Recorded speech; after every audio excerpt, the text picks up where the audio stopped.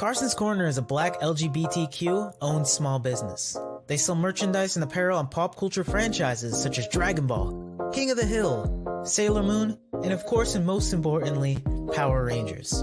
If you're interested in getting their amazing merch, be sure to check them out at carsoncorner.com.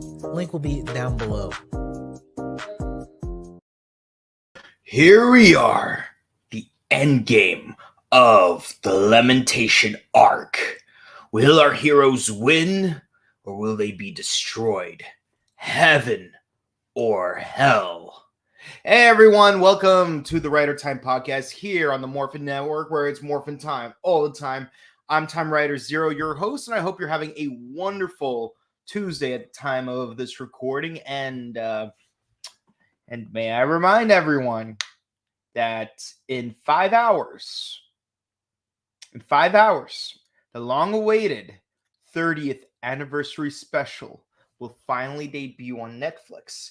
And yes, I will be there to watch it. And I want to give a shout out to everyone who was at the Grove yesterday at the photo op. I got to meet Hakiles, Andre Meadows. I got to meet Mike Chat from Lightspeed Rescue. It was great meeting other members of the Power Rangers community and celebrating the 30th anniversary of this amazing show. But we're not here to talk about that just yet.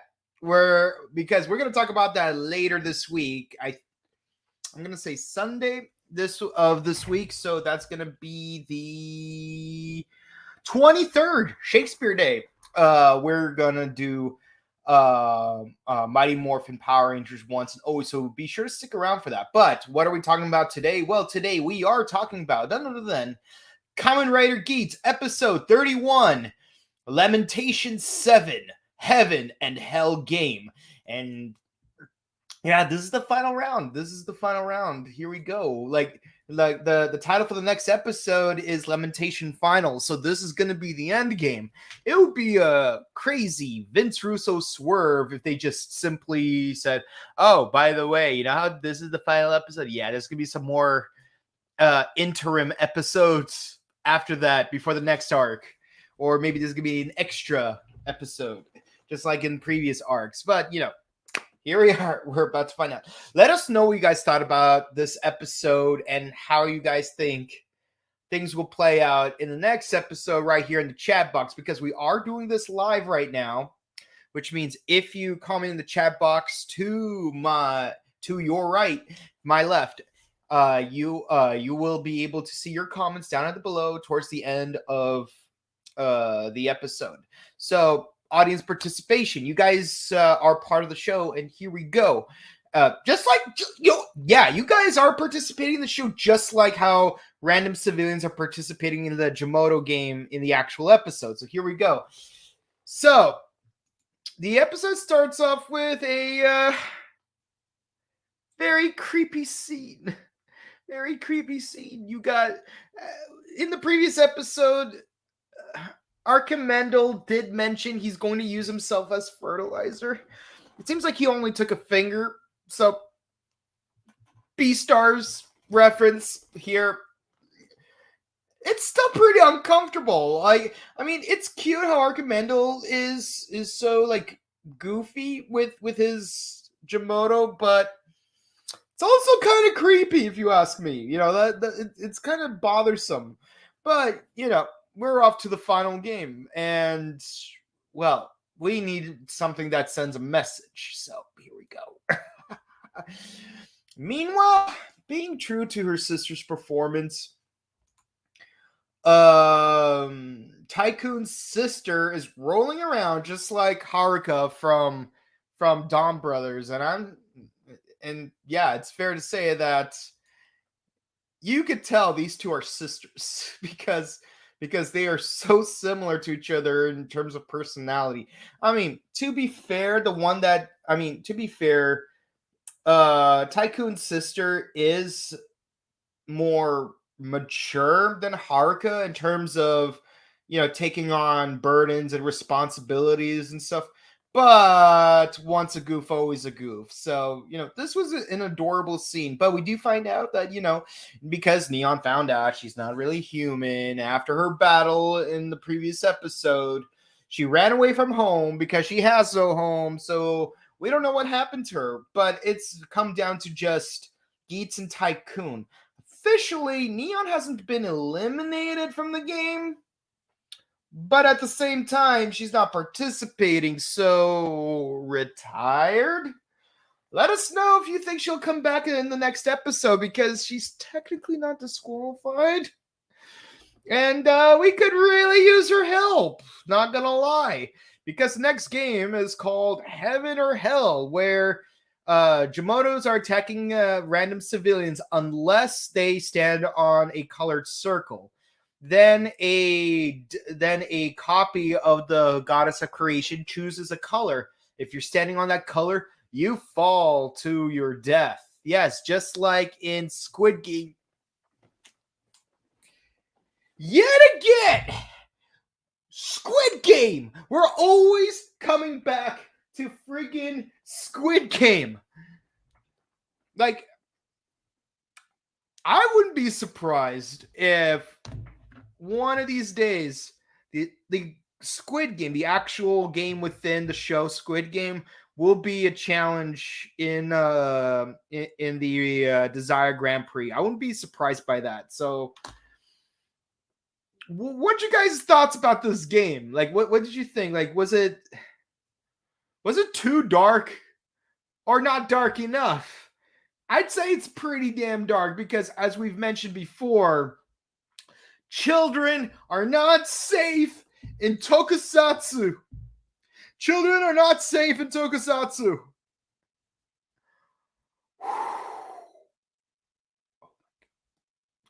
Yeah, so, yeah, Sarah is on the wrong circle, so she does start falling, but thankfully Keiwa was able to rescue her and two other people, like classic Heisei Rider fashion, because let's be honest, he's our cinnamon roll. He can't do no wrong. But the thing is, people are still being killed. They're falling down. They're turning into bubbles and are being absorbed by the Goddess of Creation.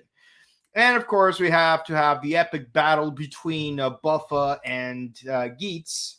So let us know what you guys thought about this fight sequence and all of the calamity that was involved in that. Now, where was I? So yeah, we do see that it is absorbing a bunch of people's essences, and turns out it is revealed that the way the revision works, when the world is rewritten into the desire of the desire god, what happens is their happiness gets taken away, and it's being recycled as the collective happiness of the one person who wins the game. The happiness of thousands of people convert into the happiness of one person. And who's been getting all that happiness lately? Ace, Ace, Ace, Ace, Ace 4 times.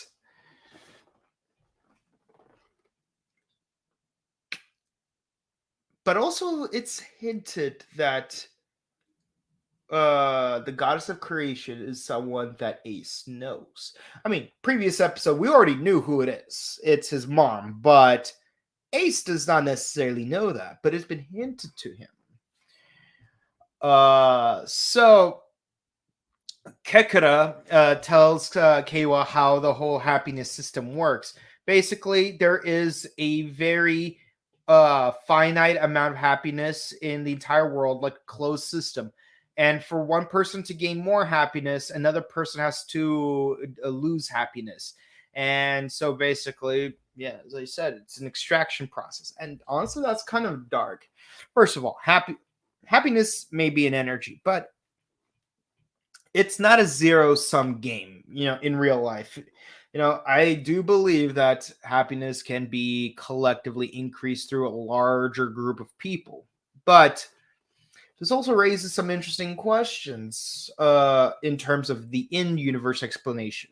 For example, do you think that, like, let's say if Keiwa did win the Jamoto Grand Prix / Desire Grand Prix, if he uses the happiness of the people that were absorbed by the Desire Goddess to bring those people back to life, would they regain their happiness? I wonder, because technically their happiness was already used up in order to bring them back. So would they end up living miserable lives if they were brought back to life? I wonder. And it's especially interesting because there's a certain Faustian element that wasn't necessarily discussed in the show, but could possibly be implemented. Toei, I know you're listening to this. Because imagine if Keiwa actually won, brought his parents back to life and the other riders, but their lives would all be miserable because their own happiness was used to bring themselves back to life. So it's like you can't just like take it away. But this also makes me think about the whole Time Fire and Neon situation, because it kind of makes more sense why he doesn't love his new daughter, not just because she's not the real one, but also because of the fact that like someone else's happiness was used to make Neon be brought into existence. Also, it makes me wonder, do you think Neon could be sacrificed to someone else so that the happiness used to creator could be brought back into the currency of happy energy? Oh man, I think I'm going to some really dark places this episode. What's this episode doing to me? Oh my god. Oh, 108 years of suffering in my head all at once is brought on by this episode. I'm scared. I'm genuinely scared. So, Keiwa's sister, Sarah, she's the GOAT because she is trying to keep everyone together. And she's like, we're going to get through this together. But we've already seen Squid Game. We've seen what happened to that Indian dude. Or was he Pakistani? I can't remember. But the one dude who was like the cinnamon roll of the squad. You got the main character, the evil best friend, the criminal girl from North Korea, the spoiled girl from South Korea, the old dude, and the dude from Southern Asia. Again, I can't remember if he's from India or Pakistan because it's been years since I've seen Squid Game. But we've all seen Squid Game, right? We've seen the bridge challenge. This is literally the bridge challenge. But before the game starts, we do get a scene with Ace and Naj Sparrow together, and this is interesting. We've never seen the two of them share a scene together since episode 18, 19, somewhere in that ballpark. Yeah, episode 19. That was the last time the two of them shared a scene together. And it's revealed, yes, Ace is a hybrid between a future person and a human. And apparently they have different physiologies. So his mom, being the creation goddess, used happiness energy to basically Jesus him into existence. I don't have words for this. Ace is literally Jesus Christ in this show. Except he's ginger. I'm not big on like putting religion or politics into the show, but Very heavy. Very heavy. Very heavy. Oh boy. Very heavy. So, Ace is the product of other people being sacrificed.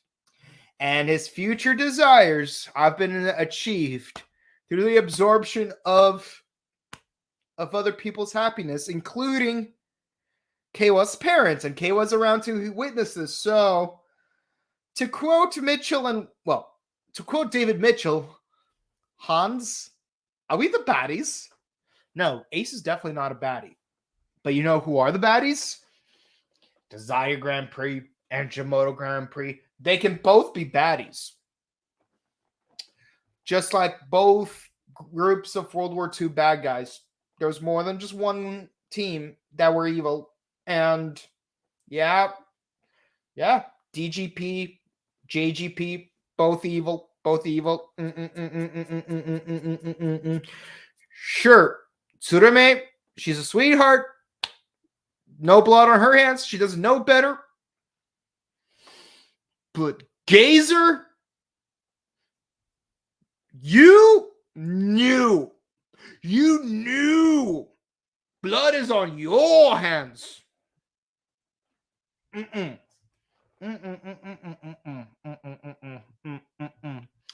So, remember this schoolgirl right here? That was all about like being on Sarah's side and being like, oh, we're gonna help. We gotta stick together. Well, Sarah lives up to her word. When that nameless schoolgirl ended up in the yellow circle and the desire goddess said yellow, she almost fell, but Sarah, she caught her just in time.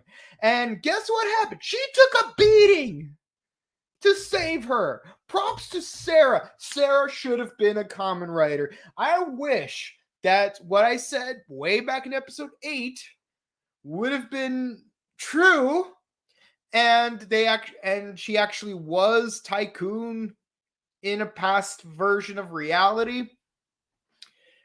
Now, obviously, she can't be because it's established that every like we don't see two different people using the same core ever, which is actually an interesting thing because like imagine how many Kamen Riders are in Geats alone, and we just never see them on screen. I still want to see Mike and Tom become White Ranger and Black Panther.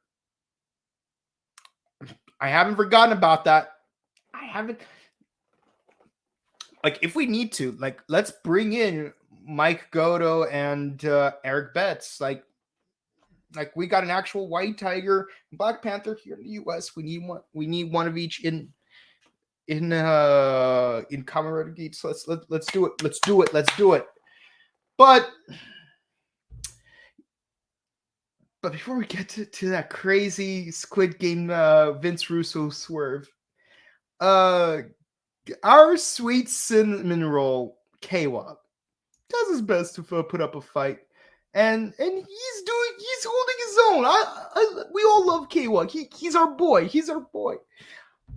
But and in the process, he does defeat Rook, something we should have seen in the previous episode. So yeah, like Rook is finally finito. We don't have any more Rook. It's just the anglerfish dude and Buffa, down to those two. But when the schoolgirls thing turns yellow again, psych! Squid Game!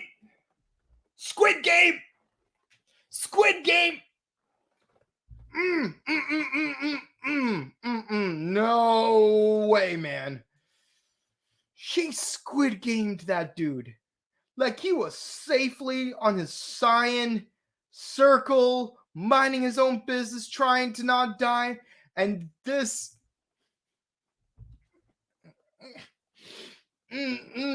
heel, this teenage heel, just shoves him off to save herself. The poor dude dies. She's like, I'm gonna do whatever it takes to survive. I'm like, okay, here's the thing. It's like, I have no problem with a person wanting to do whatever it takes to survive, but if you can avoid sacrificing other people to assure your own survival, you do that. That's the difference. That's the difference. Because let me tell you, every time in history, when a person puts their own survival ahead of other people to the point that they frivolously are letting other people die, it doesn't end well for them. Watch any zombie movie, watch any battle royale type of movie. You can only survive when you're working with other people. And then you stab each other in the back in the finals. So, no, like, teenage girl, you should have been eliminated instead of that old dude. I wish that cyan circle turned yellow too, just to spite her. And of course, Buffa calls out Kawa on it, saying, hey, as long as everyone putting their own selfish desires first, the Desired Grand Prix will always exist. And bam! This is Sparta, my guy. As painful as it is to see, Kawa was sacrificed to the Desire Goddess. What'd you guys think of that? Let us know in the chat box. Like, how'd you feel about Kawa? How'd you feel about Kawa being sacrificed? How do you feel about Kawa being sacrificed?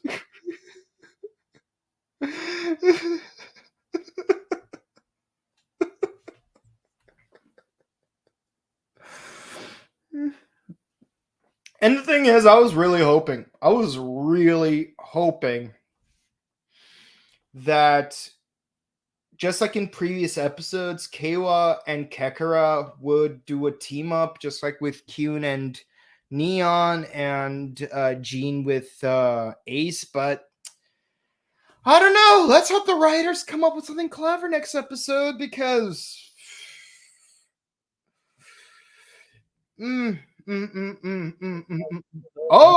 Oh, look who's here, showing up late, just like Neon. Oh, why not, right? Why not? Yeah. There we go. So, Geats. Me for real. I ain't watching since Saturday, but I will already tell you 10 out of 10. My heart's broken, though. Mm-hmm. My heart's broken. Although, when did I last time I go through this? What, first arc? Jesus. Yep. Oh, no. But wait, where are we up to right now in Gate? Where are we up to in this? We just got to this part. Yep. Yo, okay. What's up with Buffa? I think that's the question. What's up with Buffa? Mm-hmm. He's just an angry heel, man, and I still can't get over the whole Squid Game episode 5 thing. By episode 5, I mean game 5. Twist I've ever seen in my life. And then that schoolgirl just pushes the old man. Oh my god. Unremorsefully, no less. F them kids, son. No, I say F them kids. Yeah. No, like I mentioned earlier, like, no, kids are not safe in Toku because that little kid's right there.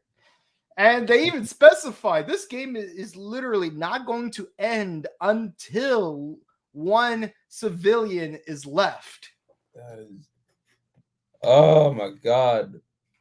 It just kind of reminds me of that one movie, The Circle, where in the end, like you like it's the one dude who survives, and he's like in an empty space with a bunch of pregnant women, because every time the pregnant woman's always the survivor in the Circle game. That just sounds wrong. Yeah. No, but like they're like literally absorbing their souls for the goddess creation, which I forgot. I mentioned it on Saturday, but I forgot what it reminded me of. But I was like, what are they? Why? You know what the creation goddess reminds me of? Jubileus from Bayonetta 1. When you have to like climb all the way up the statue, and then like after you fight Jubileus, you have to destroy the statue. all the way back down. I mean, how do you? I think they're going that Bayonetta route. Geats Yeah. might have to destroy his own mama. Yeah, and he is a half-breed. Half breed of what? A human and a future person. So this is Terminator. Yeah, pretty much. Oh my god. They're just like saying we're taking everything. Yeah. Yeah. Oh my god, Geats. I mean, the question is now, how are they gonna save our little shonen pro tag? Yeah, because we still haven't seen Kekara show up. Gene and Kyun. Yeah. I just realized Gene and Kyun. It's Akiba Ranger all over again. Gene Kyun. Oh god, me. I'm like, okay. I understand Buffalo wants to get rid of the riders, but it's like the thing seriously, the stunt he pulled with Neon, like you're wrong for that. And then this, like, okay, I get it, you don't like Kamen Riders, but it's like, why are you attacking Kamen Riders that have nothing to do with the Kamen Riders that killed your friend? Right. I would say he's probably an extremist who thinks that if that could happen once, it can happen again, and he doesn't want it to happen again. But again, he's taking such an extreme route of doing it. Yeah, he's taking the I'm just gonna say again, Attack on Titan, the Eren Yeager. I was like, oh, you're my enemy, they're all my enemy. Mm-hmm. Yeah. I have to say, it occurs to me that Ace only won twice so far as we've seen the show. I mean, like on screen. I mean, On like screen, we see Daybreak and Encounter in Stratagem. Nobody won. It was a 3-way tie. And then in what's it called? And then in Divergence, like it got canceled. It got canceled. So it's like, is anyone, Kawa, Neon, Buffa, are any of them ever gonna win this one? I don't. Well, probably if Ace is willing to give up his win streak. Yeah, because he made it so that every time he's in the DGP, he can't lose. Yeah, because of the second wish, like, I will never have to work a day in my life. Must be flipping nice. Yeah, it must be flipping nice. Yeah, exactly. And that's on top of the wishes that his past selves made. Mm-hmm. With the know, Time Lord. I swear, Being a little Time Lord. Ace is literally Bayonetta when you think about it, because one, he's got 4 guns. 2, his mom is the goddess of creation. 3, he's a hybrid. 4, what's it called? He has alternate versions of himself from different time periods and nationalities. Mm-hmm. So who was the future person? Was his mom the future person? I think so. Because it's like they just turned her into the creation goddess, like all willy-nilly. Like, yeah. It's like so many questions are answered, but then so many more are just brought up. Like, yeah. And we've got 20 episodes left to figure everything out. Or less. All I know is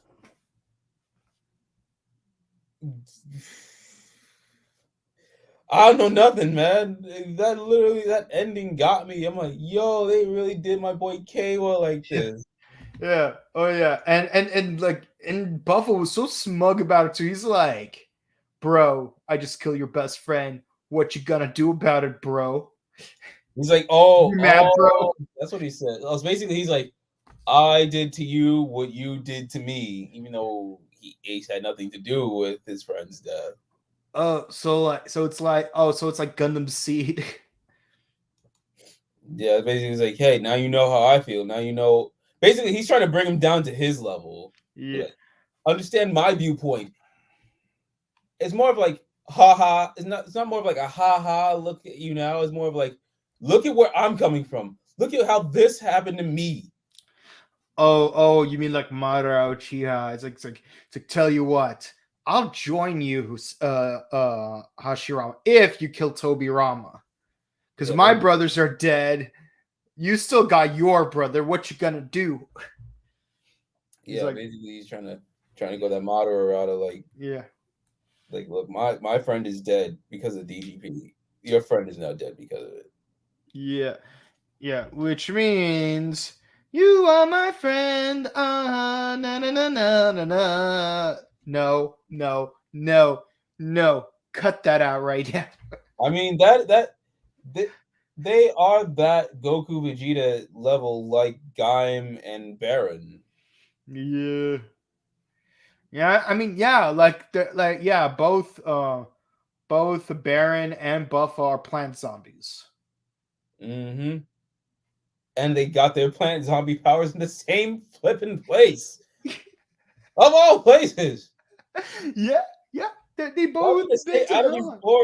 I'm surprised that like even Dawn Brothers were in the same force, and yet they ended up okay.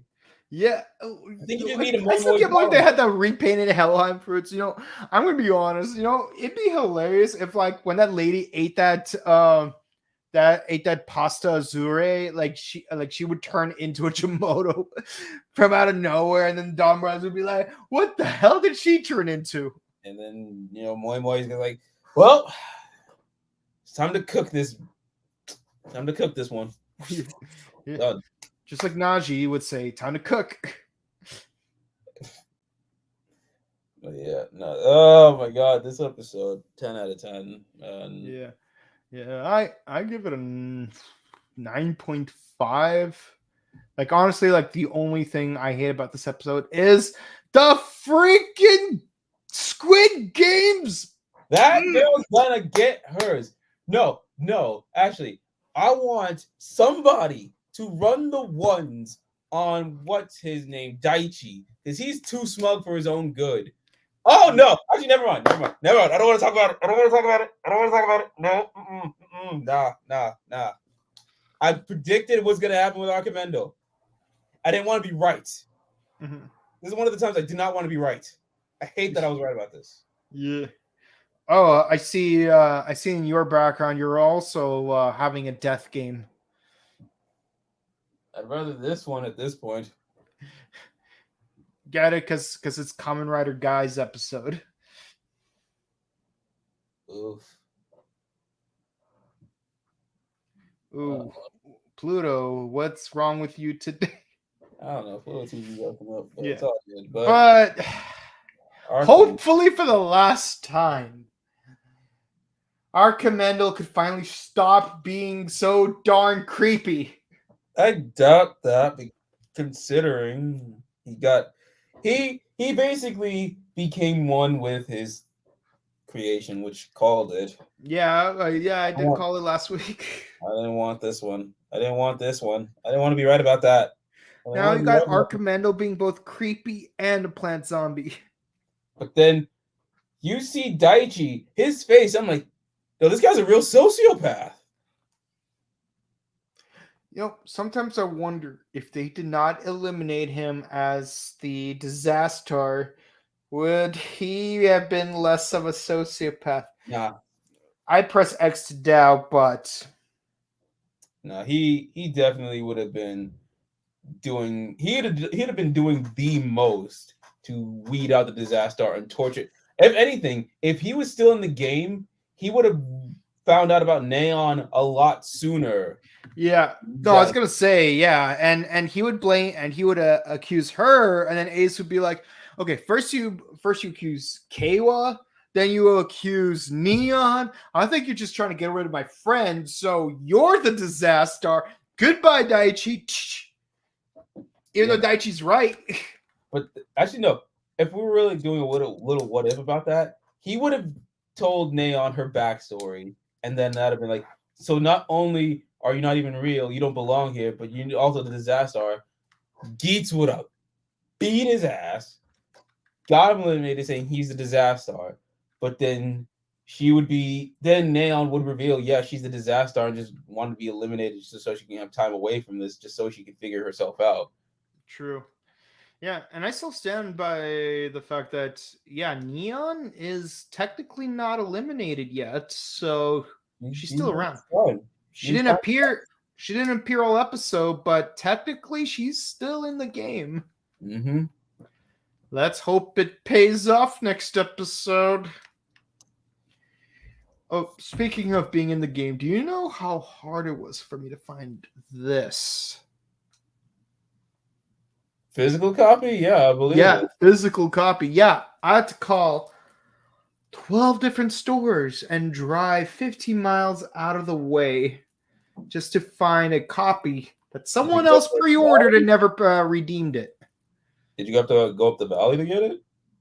Way up the valley.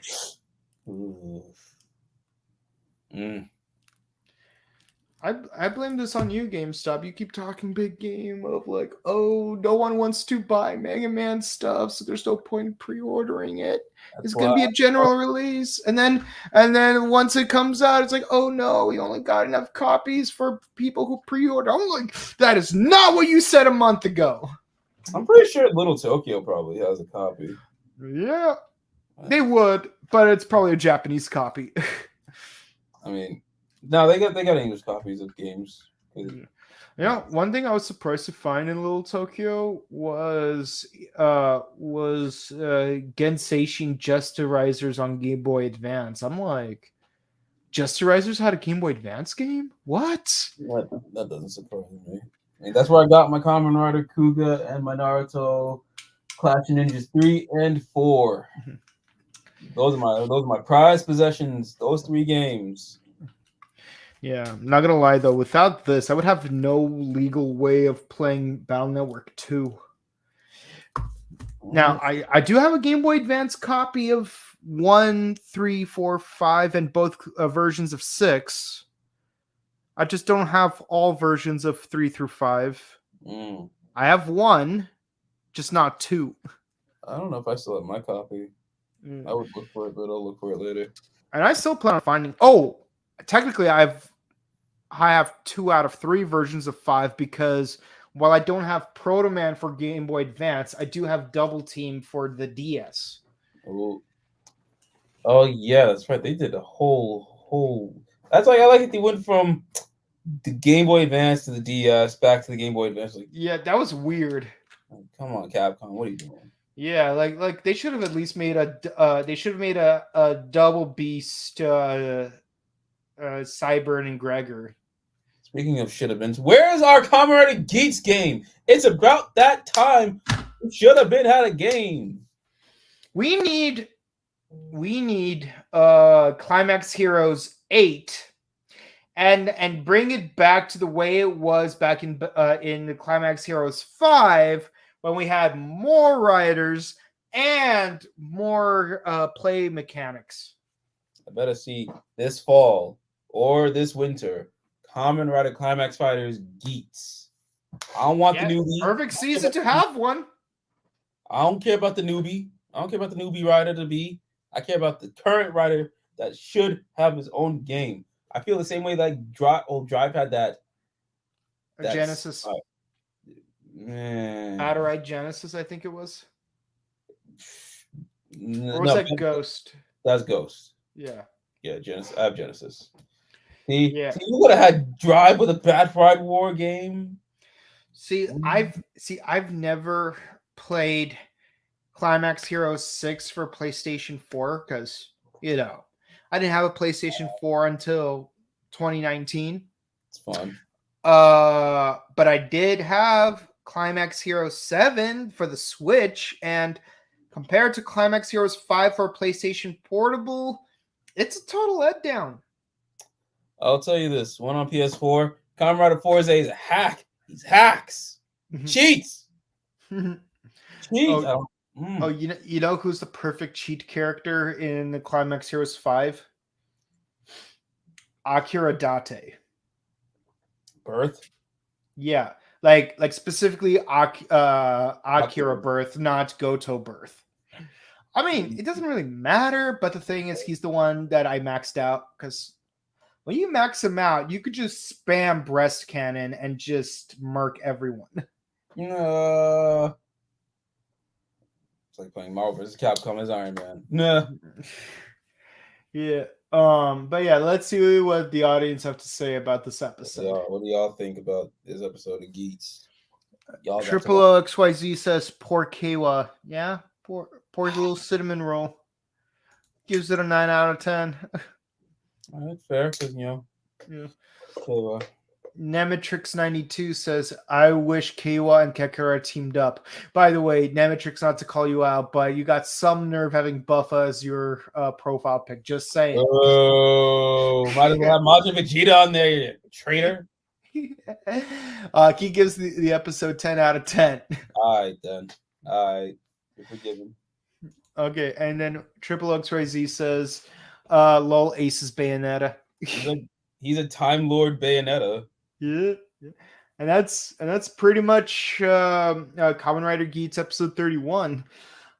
If y'all enjoyed this episode, please be sure to comment, like, and subscribe to us on the Morphin Network here on YouTube, Facebook, Twitter, Instagram. If you want to see more episodes, our next episode of Geats that we're doing, episode 32, Lamentation Final. And I'm curious if that is actually final and not a Vince Russo swerve. It better be, because I still have to go through 5 episodes of King Oger on Twitch. It better be. Yeah. It better be, so I can go through the Geats stuff quick. Yeah. So like our next episode we're doing is next Tuesday, 7 p.m. Pacific, 10 p.m. Eastern Standard Time. If you like Super Sentai, we're gonna do King Oger episode 7 this Thursday with this guy hosting. 7 p.m. Oh God, King Oger.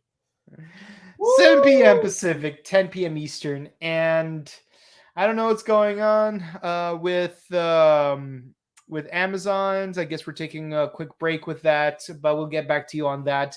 But yes, we're almost done with Amazon. So as soon as we finish that, we'll do the Amazon's movie and then do another season for the archive. And if you're a Power Rangers fan, this Sunday, we're reviewing the one, the only Power Rangers Once and Always, which airs on Netflix tonight, as of the time of this recording. Y'all have fun with that. Yeah. I'm gonna watch Letterkenny. Yeah. Half a joke. I probably will be sleep-side work in the morning. What? Yeah. Y'all can have fun watching Once and Always. Y'all have fun with that. Yeah. And again, shout outs to everyone I met yesterday. Andre Meadows, Hawkeelys, Mike Andre, you owe me some secrets. You owe me something, man. I know you still got some. Yeah.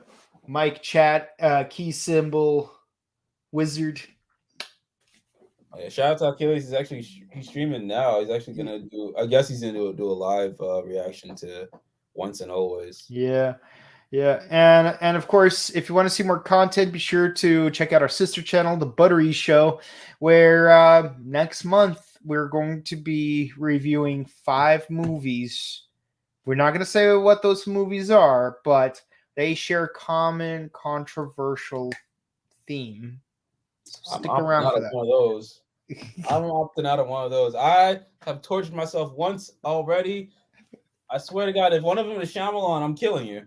I'm killing you with Shyamalan. Shyamalan movies are quite controversial. Maybe it's a Shyamalan month. I'm not going to reveal what it is. Shyamalan related, I will fly out and beat you. He says that lovingly. Don't worry, guys. I see the girl was a girlfriend because of that movie. That's like half a joke. Fun story. Me and my saw 2 movies with what's his name who played Soka same day. Oh, Jackson Rathbone. That one. Yeah, like he was in Twilight. You know what's really weird? You know what's really weird is that Jackson Rathbone actually has a background in martial arts and stand-up comedy. So like finding that out about him hurt me even more because it's like, how do you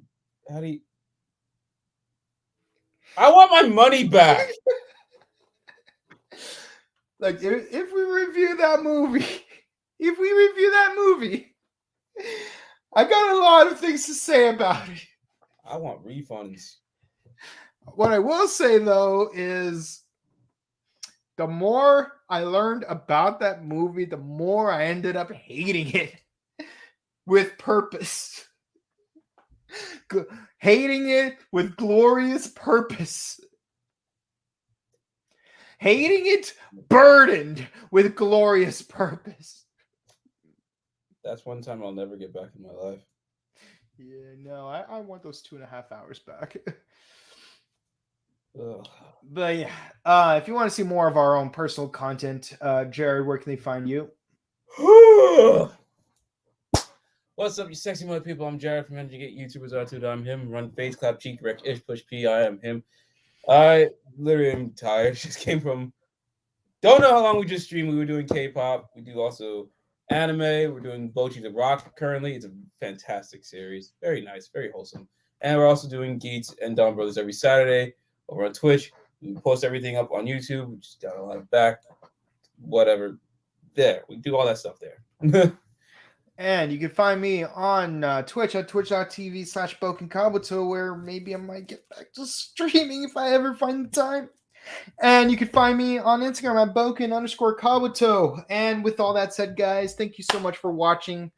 Your viewing is what's keeping our lights on, with as well as all your likes and subscribes and comments, because your engagement means everything to us, because you guys are supporting us and we are ever so grateful for that.